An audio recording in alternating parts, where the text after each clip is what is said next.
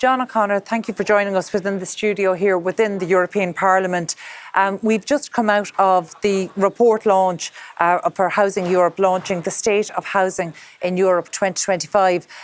It was quite a lively meeting. There was some frustration aired. What was your take on that? My take, the European Commission at the moment are working on a European affordable housing plan.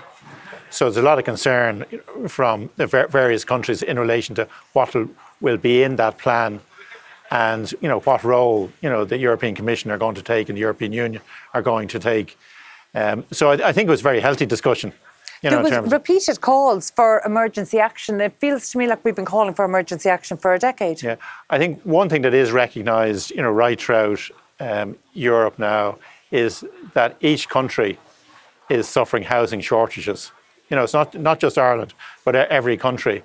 And they all see that we need to address this in an emergency way. It's no use just leaving it go from year to year. So from the Housing Commission's point of view, our very first recommendation of the Housing Commissioner's report was to address the housing deficit through emergency action. So we didn't build houses for about 10 years following or not very significant amount of housing following the global financial crisis. And that's built up a lot of unmet housing needs. The basic need for individuals and families is to have a home. It's the core of our society.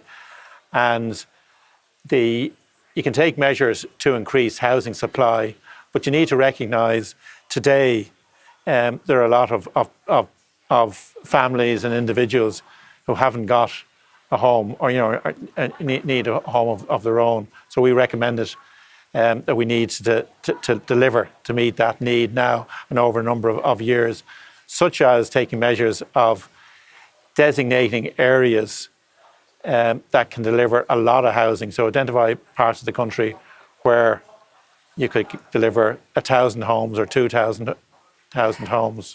John, just to clarify, are you saying that the type of emergency action we need is separate and distinct to the general ramping up of housing supply? Yes, and that's one thing that the Housing Commission differentiated, is ramping up housing supply in terms of measures through planning legislation and housing legislation.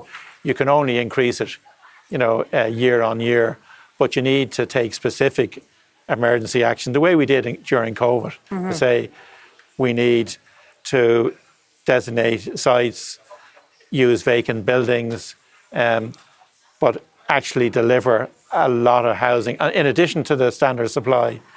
John, in your contributions today, you made the point that housing is very complex, but some of the solutions are very clear.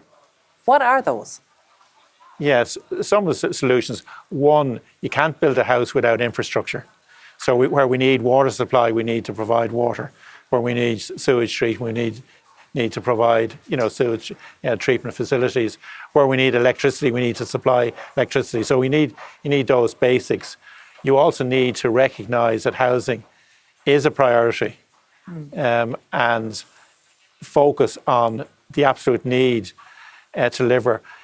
And it's for individuals. If someone or a couple are in their 30s, you can't say to that couple in their 30s, don't worry, we're taking measures and we'll have a house for you in 10 years' time. We need to act now. Through your work chairing the Housing Commission, do you believe there's an appetite first to prioritise housing, but more critically to really treat it like an emergency and take the actions required? Definitely in terms of housing being treated as a priority, being recognised as a priority, I think that has been done.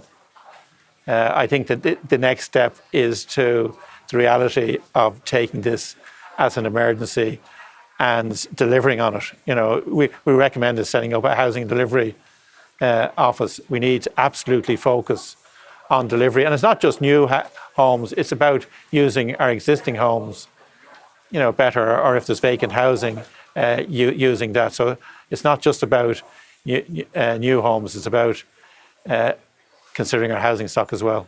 There's a lot to be done. So I suppose finally today, where do you recommend, there is so much to be done, what's the next best step that the Irish government could be taking, and policymakers, and supported by their local authorities? One, to have sufficient kind of large developments in areas identified for delivering of housing. And then secondly, going back to infrastructure, we have to provide the infrastructure, and we have to fund that and make that happen. Is it accurate to say that in addition to the UDZs, which the new Planning and Development Act 2024 are bringing through, that you're looking for something that might be akin to an emergency UDZ? Yes, basically an emergency urban development zone where you provide housing. The other thing, which I should say, the Housing Commission report also said we need to increase the amount of social and cost rental and affordable housing as part of our overall housing stock in Ireland. Lots done, more to do. Well done to yourself and the team on the Housing Commission. I think there's been great work done. I would appreciate there's probably some frustration across some of your fellow members that the actions that you very thoughtfully laid out maybe haven't been followed as quickly as you'd like, but certainly we hope that'll be the next step. Thank you so much for joining us within the European Parliament today. Okay, thank you, Carol, for the interview. Thank you.